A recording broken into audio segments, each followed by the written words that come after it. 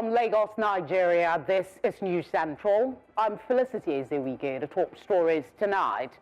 Aviation Minister orders probe into chaotic scene at Murtala Mohammed Airport, allegedly caused by former Edo State Governor Adams Oshiomhole. Federal government defends decision to rename Abuja International Conference Center after President Bola Tinubu.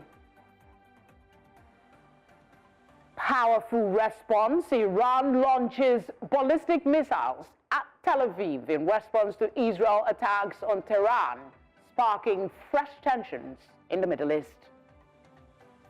In business, Nigeria's jubilate as crude oil price nears $80 per barrel in the wake of Middle East tensions. And in sports, Nigeria Premier Football League reveals the dates for the 2025-26 season, with new champions to earn 200 million naira. Details in a moment. Welcome.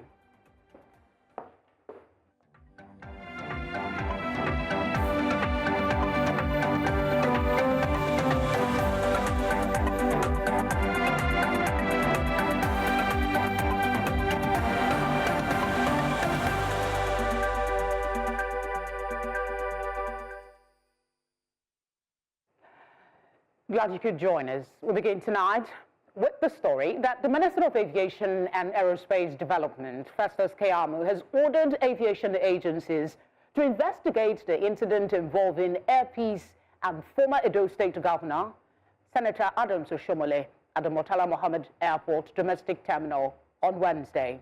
Oshiomhole was on Wednesday accused of blocking entrance to the terminal after missing his flight at the Zulu terminal of the domestic airport.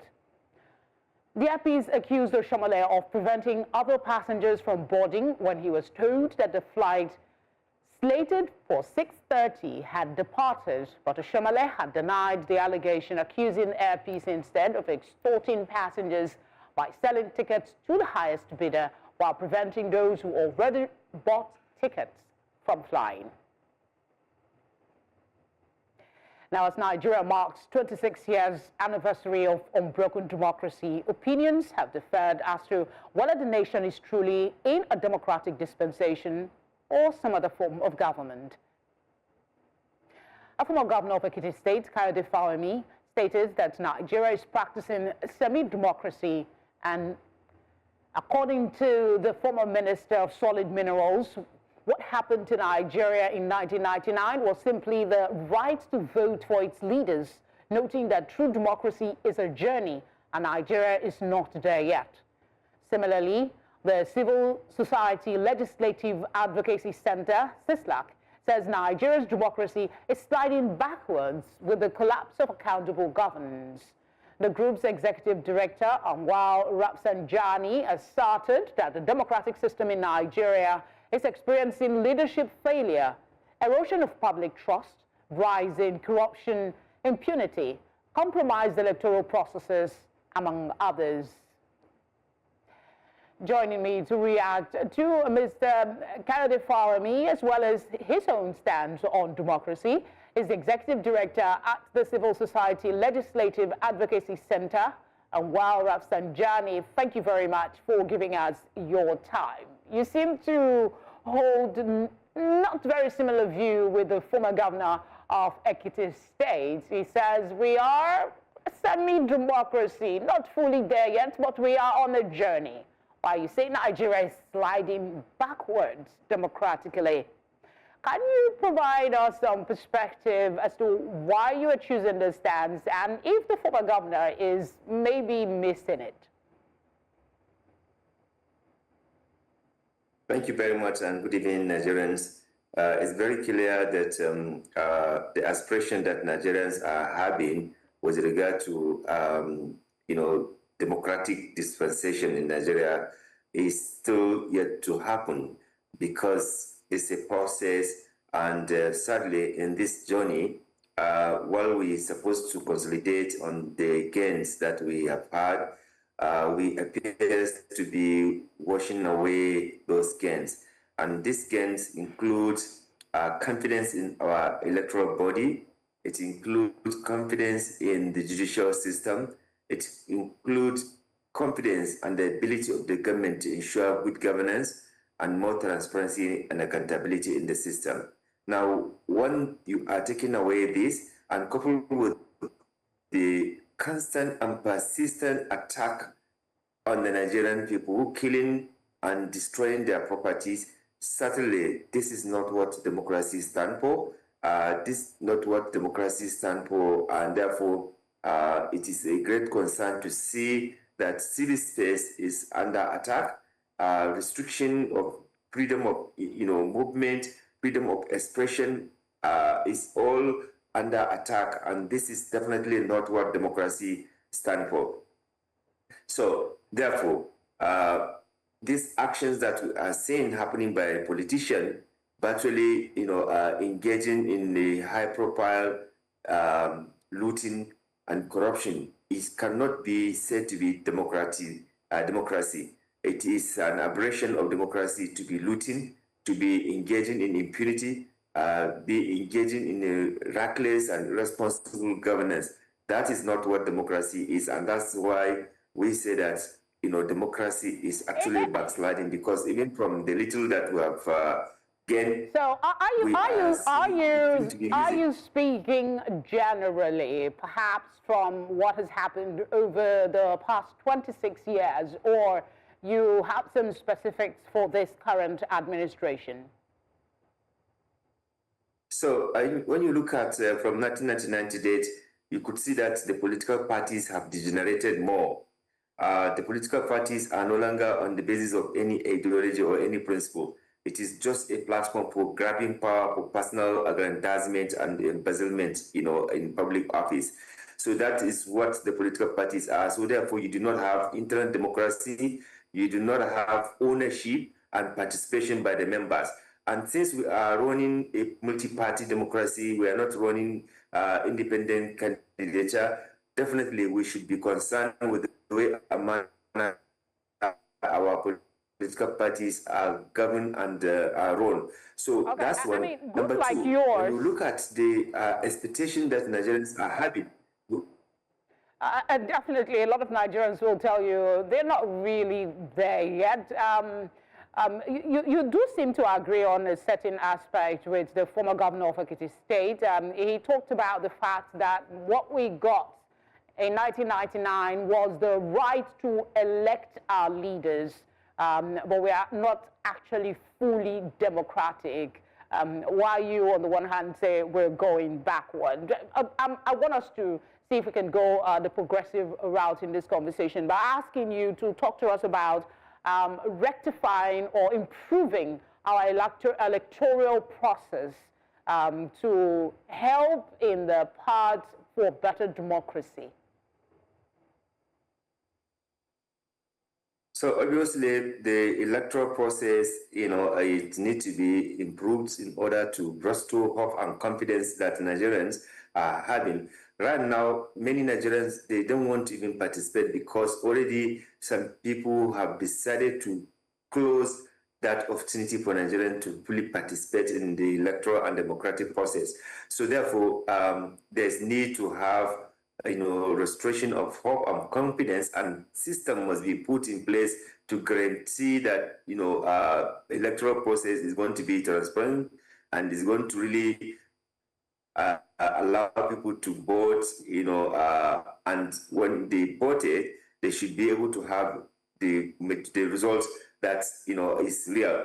Now you have judiciary that appears to be collecting victories and awarding it to some other people, and clearly you see some politicians will say, let's meet in court, because when they go to court, they clearly they've settled allegedly the judges. So this is why we need to do a lot to restore confidence in the judiciary and the electoral process. We can no longer continue to have analog voting. We must use technology to transmit results. We must engage in issue-based politics. We cannot simply say, because people they belong to a particular party, they have automatic ticket. There's no any accountability. There's no any campaign on issues. No opportunity to hold them to account. This cannot really defend democracy, and it will continue to create apathy because Nigerians see Okay, I think the internet has interrupted a while and his submission there. Thank you for staying with us. Let's reconnect with our guest. We're still talking about Nigeria's democracy, 26 years strong. We have the executive director at CISLAC talking to us about his thoughts on where we're at. Before that break, I asked you about the center's position on restructuring and constitutional reforms. Yeah, I mean, Nigerians have been yearning for genuine electoral reform and constitutional reform in Nigeria, but the political class in Nigeria who benefit from, bad governance, who benefit from bad election, they are determined not to allow that to happen. You remember how much, it has taken us to ensure that at least we introduce the electronic voting system to eliminate all this thumbprinting that people are doing. They resisted that, and they have even gone to the Supreme Court to ensure that electronic voting is not even mandatory after spending billions of naira to INEC to bring in electronic voting or technology into our electoral system. So they will continue to resist, but I think invariably Nigerians must demand for accountability and improve electoral process in this country. Otherwise, this democracy will mean nothing to them if the election are not done credibly. They are not also done in a manner that it will lead to good governance. Because it's not just about winning election or conducting election. This election must, replace good governance in the country. If you organize election, we'll have to stop it there. But I don't think you didn't quite get my question. It was more on restructuring and constitutional reform. But I hope we can have this conversation some other time. Thank you so much for speaking with us. Minister of the Federal Capital Territory, Nyesom Wike, has defended the decision to rename the renovated Abuja International Conference Center after President Bola Tinubu. Wike describes the move as a well-deserved honor for a leader who has demonstrated uncommon commitment to transforming the country. Speaking on Thursday at the commissioning of the 15-kilometer Apo-Wasa Road in Abuja, Wike describes the newly commissioned road as a transformative project. In a related development, the 17-day project inauguration marathon by the Ministry of Federal Capital Territory entered its third day on Friday.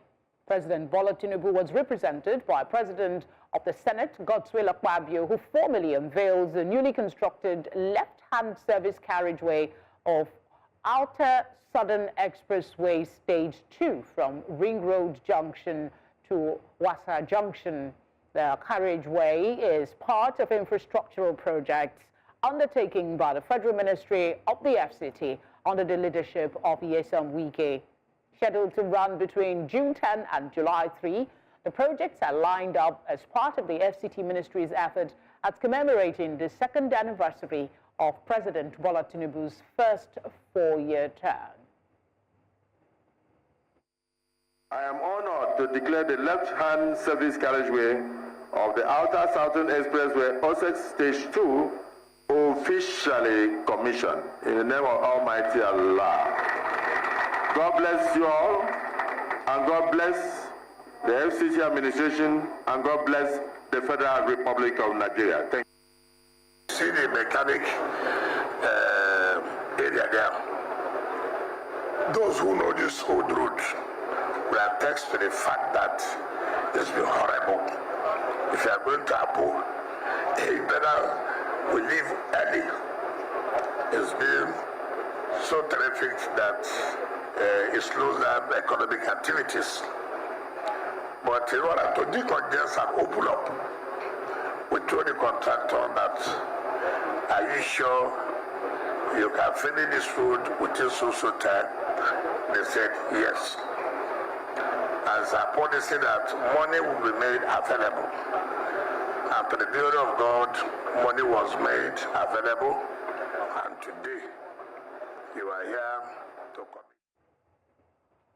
Bayelsa West lawmaker and former governor Seriake Dickson has criticized President Bola Tinubu for what he calls a deafening silence on the deepening political crisis in Rivers State. Speaking shortly after the joint session of the National Assembly to mark Democracy Day, Dickson accused the federal government of enabling what he described as a military-style suppression of democracy.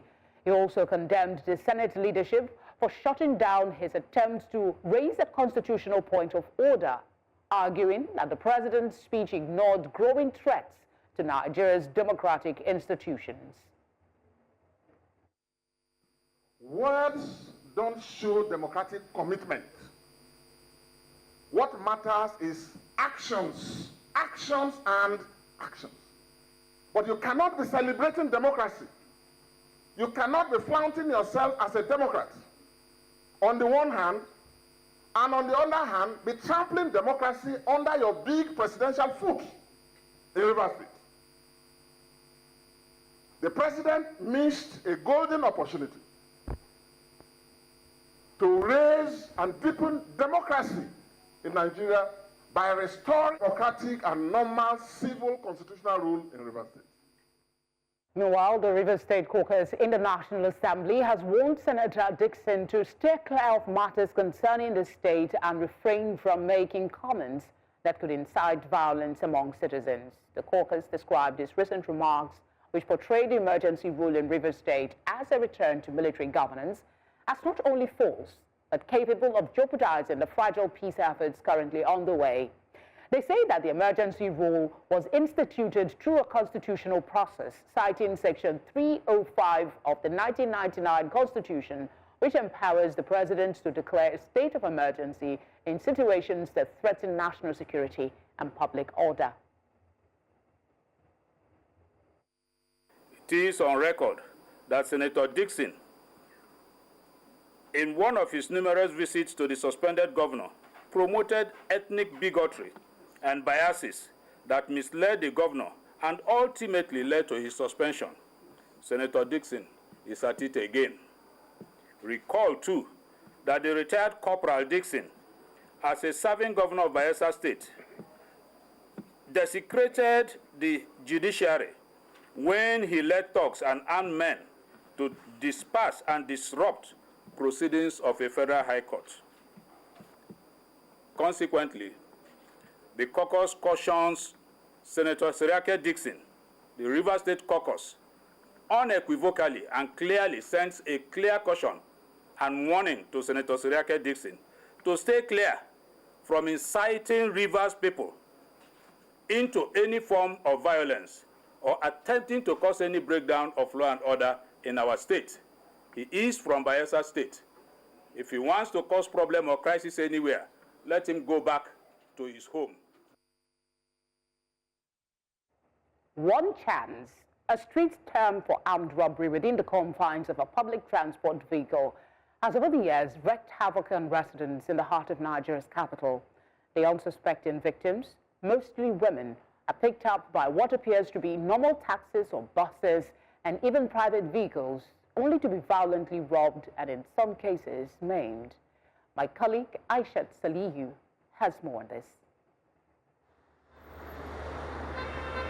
Abuja, the Federal Capital Territory known for its order and structure, is reportedly now the hotspot of several notorious criminal syndicates that have left residents afraid to take public transportation.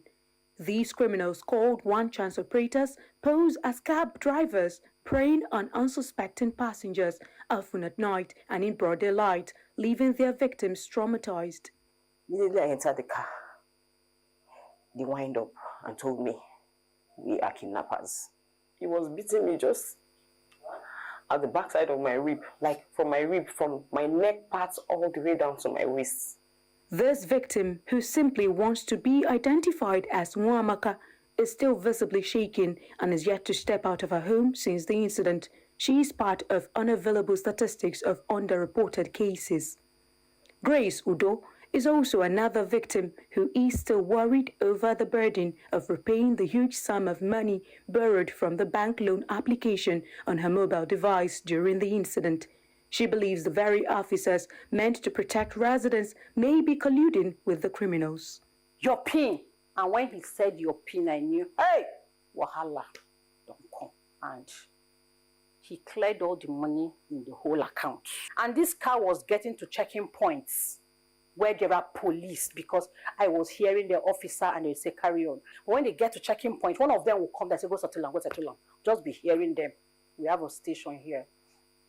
And when I got there, the police were like, madam, they were so reluctant about the case, maybe because they were not going to get money from it. I don't know. The FCT Police Command admits over the years the menace of one-chance operators in the FCT was alarming, but with strategies put in place, there has been reduction of incidents of one-chance operations in the FCT. There is no police officer that will be inhuman to extort a victim of one chance. I disagree with that allegation that our policemen the stop and search were not searching properly. We became very aggressive with the stop and search during the period of this one chance menace. As allegations of collusion and corruption within the police at stop and search checkpoints have been denied, security experts maintain a change in strategy is urgently needed and call on residents to be more vigilant. There are people that you can be able to use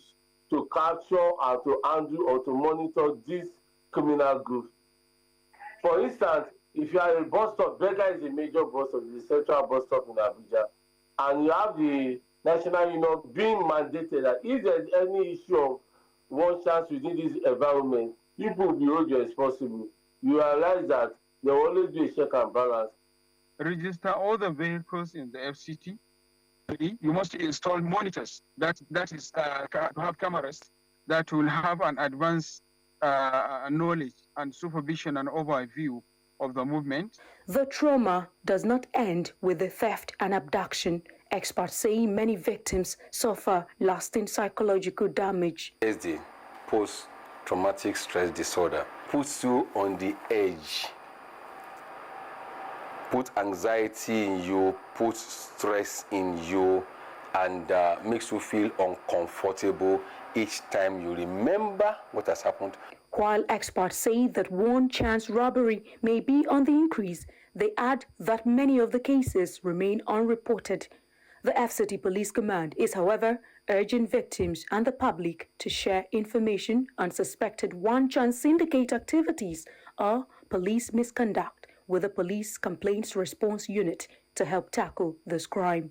Citizens are also urged to avoid taking laws into their hands. By addressing the root causes, enhancing public awareness, and ensuring accountability within the police force and residents alike, Abuja can work fully towards reclaiming its safety and security. In the Federal Capital Territory, Abuja, for News Central, Aishat Salihu.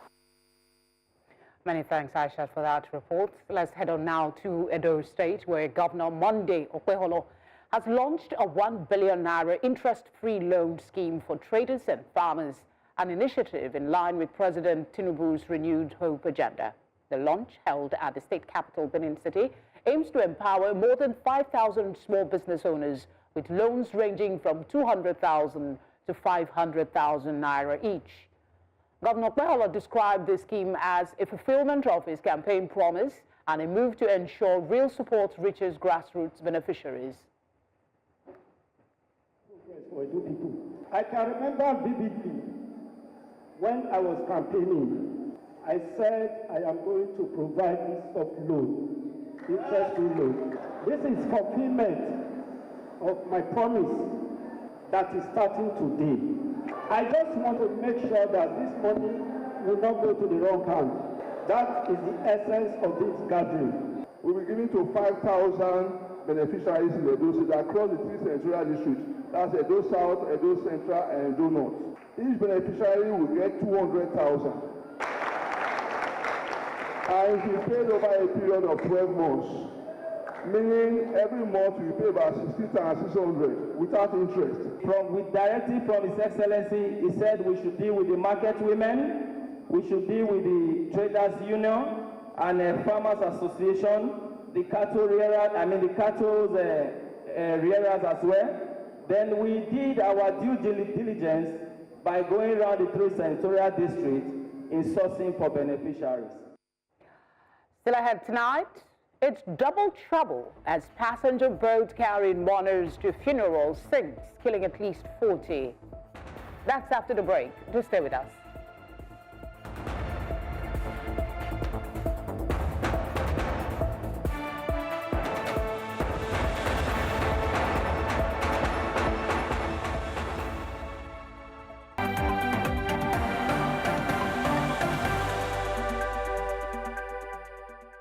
Outside Nigeria, a passenger boat carrying mourners to a funeral sank on a lake in northwestern Democratic Republic of Congo, killing at least 40 people, with more missing.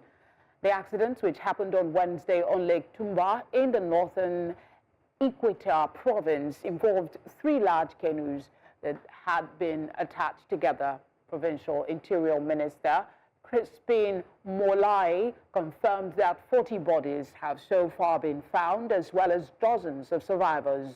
He noted that there are still a number of people missing. The boat was carrying the body of a deceased woman and more than 200 people to a funeral. Puto said witnesses had told officials the boat ran into large waves. May their soul rest in peace. We move on to development in Israel. Israel is now under fire after Tehran launched retaliatory strikes on Tel Aviv on Friday. This move follows Israel's attacks on Iranian military and nuclear targets early on Friday. Meanwhile, Iran confirmed in the evening of same day that it had fired hundreds of various ballistic missiles towards Israel in what it described as the beginning of its crushing response. Large explosions were heard, and video from Tel Aviv showed incoming rockets and smoke rising amid city's skyscrapers. According to the head of Israel's emergency service, 7 people were lightly and moderately injured. Let's look at this latest now with global affairs analyst Ejike Opa. He joins us from Dallas, Texas. Thank you very much for giving us your time. As we speak, Iran has fired... Thank you for having me. We're glad to have you. Talk to us about your immediate fears with this latest barrage of retaliatory missiles. Well, it's going to be expected. Iran is going to retaliate because of what happened to, their general yesterday. So the thing is, this cat and mouse game Israel and Iran is playing. At the end of the day, who are the people suffering? It's just, the average Israelis and the average Iranians. And you would expect that by now they would have come to terms about this hostility and everybody mind their business. But, from time to time, the world is, I wouldn't say shaking because it's always something about to happen and it usually happens. So we'll see after the missiles have landed. We'll see how many people, how much damage, they've caused to Israel. And then Israel is going to do what? It's going to retaliate, and then we'll go back and forth on it. This is not the first time. The responses so far from world leaders, the U.S., for instance, says it did not support the strikes, but that it continues to defend Israel whenever that became necessary. How do you see the tensions escalating? Well, Israel's biggest supporter is U.S. People may have concerns about that. People have voiced their concern about that, but that's not going to change. Trump had sent message to Iran to come to the table to talk about their nuclear program, and some of the things put in front of Iran. Iran said, we're not going to do that.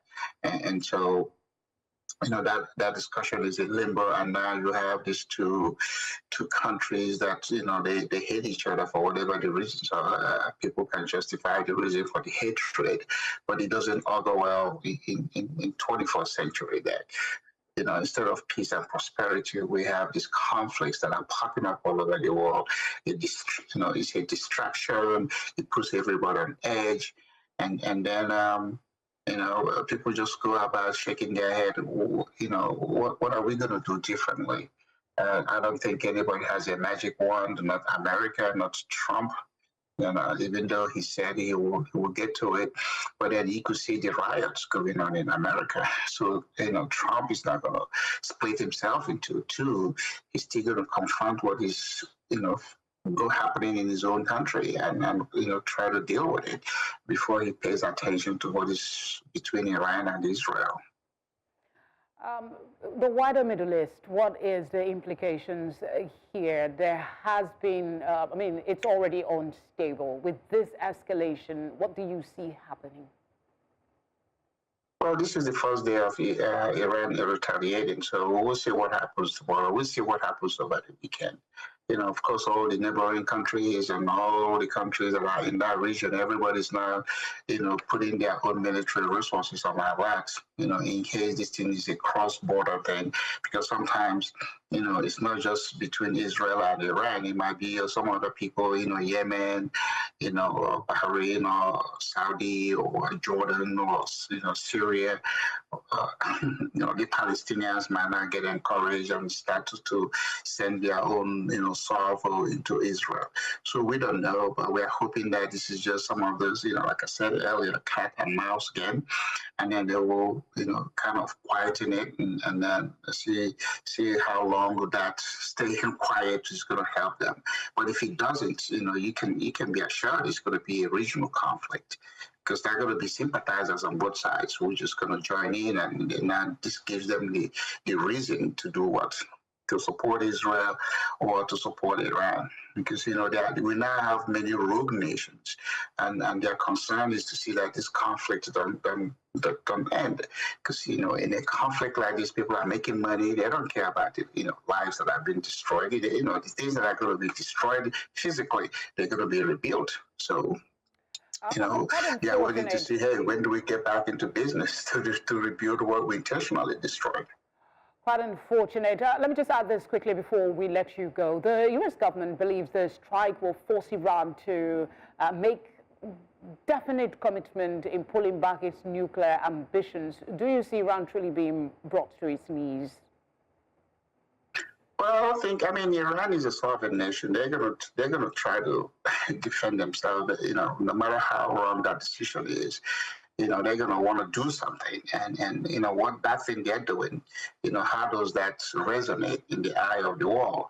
But, you know, no matter how tiny a country is, when they get attacked, they're going to respond. You know, they may not respond in the formal way of military versus military. They may respond by having their own people go in and, you know, do terrorism, you know, because now terrorism has become an aspect of retaliation, because they're now saying, you know what, we can match these people weapon for weapon. So we're going to send our people into those countries, and we're just going to inflict whatever damage we think we're going to do.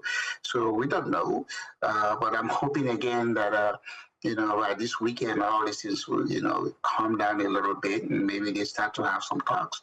You know, Trump wants them to stop their nuclear power program, and they say, no, we're not going to do it. And that's where the talk is, you know, whether they've, you know, offered some new incentives for Iran to do it, but Iran is saying, we're not going to do that. Is there another way to force them to come to the table? I don't know. The sanction hasn't worked, because, you know, when you do the sanction, you know, they find a way to go around it, and they're still surviving. Ejike, thank you for the insights you've provided. We appreciate your time. Thank you for having me. Tonight returns with business, sports, and entertainment after the break. Stay with us.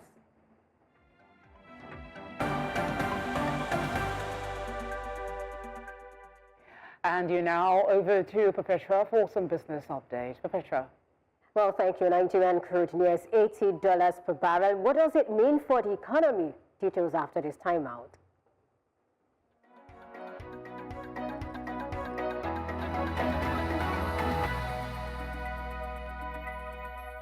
Nigeria's top crude oil grades, including Bonny Light and Kwaiboy, are nearing $80 per barrel as geopolitical tensions between Israel and Iran escalate, pushing up global oil prices. Brass River and Kwaiboy have risen over 7%, benefiting Nigeria's foreign exchange inflows and potentially improving budget execution. According to data sourced from oilprice.com, Brass River is currently trading at $77.09 per barrel, up $5.24 or 7.29%, while Kwa Iberi stands at $77.14 per barrel, following a similar $5.24 or 7.29% rise. While the rally supports Nigeria's revenue base, it also exposes the country's vulnerability to global market shocks and may intensify economic hardship for its citizens due to rising energy costs. The Nigerian Upstream Petroleum Regulatory Commission, NUPRC, has announced plans to implement the drill or drop policy. This mandates oil producers to begin operations within a set time frame or forfeit their licenses. NUPRC Chief Executive Benga Komolafe stated the policy aims to revitalize the sector, ensure optimal asset use, and increase government revenue. The move aligns with Nigeria's push to boost crude oil output under the Project 1 Million Barrels Incremental Initiative. Indigenous producers under the Independent Petroleum Producers Group urged support and praised NUPRC's role in recent divestments by international oil firms. Foreign investors have put $3.7 billion from South African equities since last October, marking the longest outflow streak in 5 years. This is according to the Institute of International Finance. This figure doubles total outflows from 2023 and 2024 combined, despite a 29% dollar return year-to-date for South African stocks. While emerging markets like Brazil and Turkey are regaining investor interest, South Africa is missing out due to weak economic fundamentals, policy uncertainty, and stagnant GDP. Analysts warn that without meaningful reforms and growth, investor interest may remain short-lived despite bargain valuations and temporary trading booms. To the stock markets now, the domestic equities market closed the holiday shortened week on a positive note, marking its third consecutive weekly gain. Gains in Dangote Cement up to 5%, Boa Foods up to 4%, Boa Cement 7.5%, and Owando 21.4%, and of course MTN Nigeria 1.8% lifted the all-share index by 0.7% week over week. And more specifically now, the all-share index hit an all-time high on Friday, being today. Consequently, the year-to-date return increased to 12.15%. Let's take a look at a snapshot now. We have the all-share index closing today 115,429.54. This is a new all-time high, and of course the market was up 67 basis points. Well, it's still up actually 67 basis points for today, while week over week is 0.7%, and the market capitalization is 72.78 trillion naira. And now to sectoral performance. All the indices under our coverage recorded gains. Beginning with the banking sector, we see it's up 20 basis points. The insurance is up at 7 basis points. Oil and gas is also up 93 basis points. And of course, you've got Owando and some other stocks like MRS to thank for this. Then consumer goods is up 18 basis points. And finally, you have industrial goods, the biggest winner for the day, up 2.41%. And that's it for Business Tonight. Thank you for watching. I am Perpetua Fasome Peter. Tonight continues with Felicity.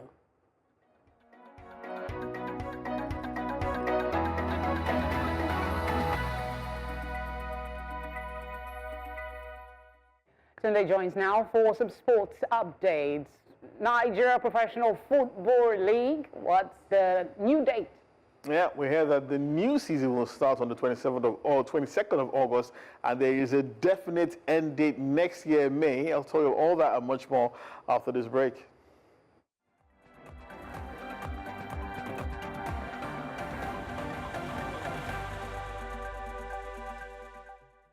Hello and welcome to Sports. The 2025-26 Nigeria Premier Football League season will officially kick off on the 22nd of August 2025 and conclude on the 24th of May 2026. This was revealed by the NPFL board chairman Benga Elegbeleye during a media briefing at the league's headquarters in Abuja. According to him, the schedule will help clubs prepare adequately for both domestic and continental campaigns. He also assured that the fixtures, broadcast arrangements, and player registration deadlines will be released in the coming weeks, while revealing that the 2025-26 league winner will receive a prize of 200 million naira. Remo Stars of Ikenne are the defending champions after winning a historic first ever title last season. The 10th anniversary edition of the Ladies in Sports International Conference concluded today in Lagos on a high note with profound conversations on visibility, strategy, and legacy in women's sports. Day 2 of the summit held in Lagos brought together influential voices and honored trailblazers, past and present. The standout moment of the day was the celebration of past and present Super Falcons players who took to the stage to share their journeys as world-class athletes and reflected on their expectations for the upcoming CAF Women's Africa Cup of Nations. Convener of the event, Tega Onojaife, also expressed her delight at the impressive turnout for this year's edition. Sounded so grand, everybody's going to jump on it, you know, this is so great, there's a gap we're trying to fill here. Didn't turn out like that though, but we kept pushing in, and every year there was a reason to push some more.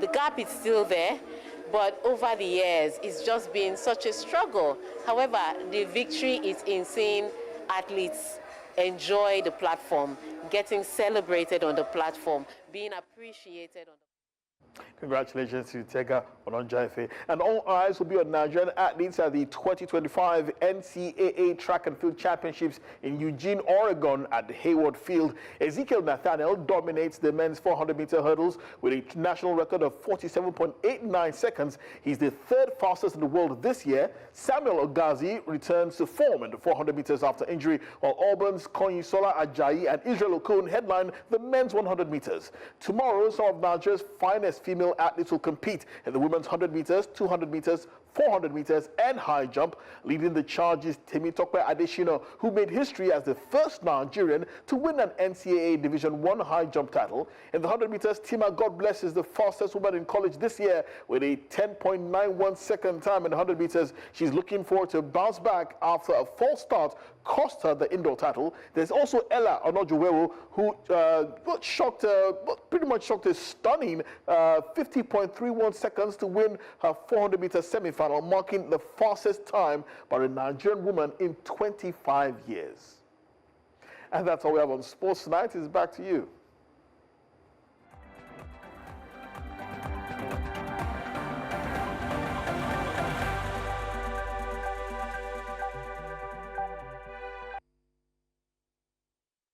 I'm excited to hear about Zigima's sound. Edewo is here with the update. Yes, as usual.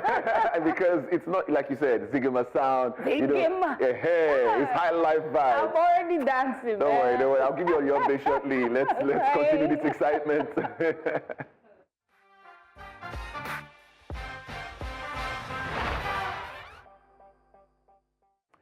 Now, speaking about Zigima sound, Sony Music Publishing has signed a landmark deal with Nigerian highlife legend Bright Chimezie, known for pioneering the Zigima sound and a blend of Igbo rhythms, highlife, and social commentary.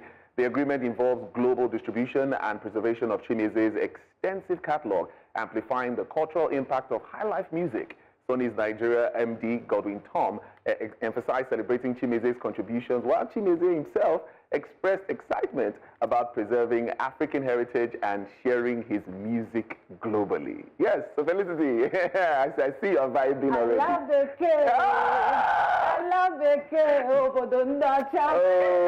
you are there. Oh my gosh, I love this man. I love his sound. I love everything about so much energy. So much energy, so much beauty. Yes. We're super excited. We're super excited for that. I am stoked. Well, let's talk about some shocking news. Well, Kanye West made a surprise appearance at Sean Diddy Combs' ongoing sex trafficking trial in Manhattan Federal Court, sparking a media frenzy.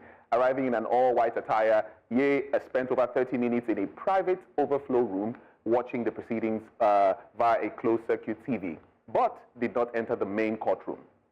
Now, while he didn't confirm if he was going to testify, Ye expressed support for Combs, who faces serious allegations in one of the most high-profile celebrity trials in the year. All right, so Felicity, what do you think? Is this bro code, chilling with bro, Well, some people might come for me for this, but at some point, the devil was God's favorized angel, so he fell. And I still hear that if he repents and goes to God, maybe he might be forgiven. who knows what's playing out? Kanye West is a controversial figure, and he does things that might seem weird to some people, but in his mind, is very logical. Maybe it's his way of showing support to Diddy, who hasn't had it easy for a long time. He hasn't. Well, let's see what this would play out, how it's going to be. But we're definitely going to be here to bring all the updates every time. Sure. All right. That's all we have on entertainment tonight.